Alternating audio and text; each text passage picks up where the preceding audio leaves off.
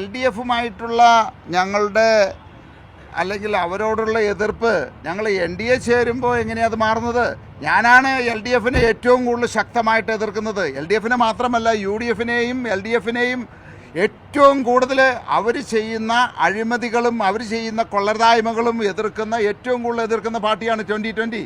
ഇന്ന് പരസ്യമായിട്ട് പിണറായി വിജയനെയും അല്ലെങ്കിൽ കമ്മ്യൂണിസ്റ്റ് മിനിസ്ട്രിയിലുള്ള എല്ലാവരെയും ധൈര്യമായിട്ട് പരസ്യമായിട്ട് അവരുടെ അഴിമതികൾ കൊള്ളരുതായ്മകൾ വിളിച്ചു പറയുന്ന ഒരേ ഒരു നേതാവ് 2020യുടെ സാബു ജേക്കബാണത്.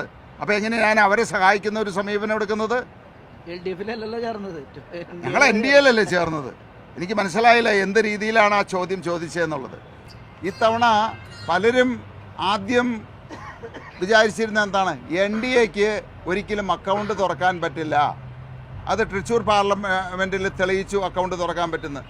ഈ തവണ തിരുവനന്തപുരത്ത് കോർപ്പറേഷനിൽ തെളിയിച്ചു.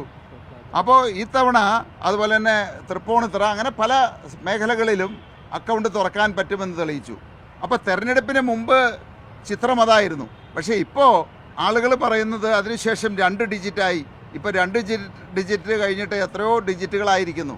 അപ്പോൾ അതൊരു വലിയ മാറ്റം വന്നുകൊണ്ടിരിക്കുകയാണത്. തെരഞ്ഞെടുപ്പ് കഴിയുമ്പോൾ ഇന്ന് കേരളത്തെ രക്ഷിക്കാനായിട്ട് NDA ഗവൺമെൻറ്റിനല്ലാതെ വേറൊരാൾക്കും സാധിക്കില്ല.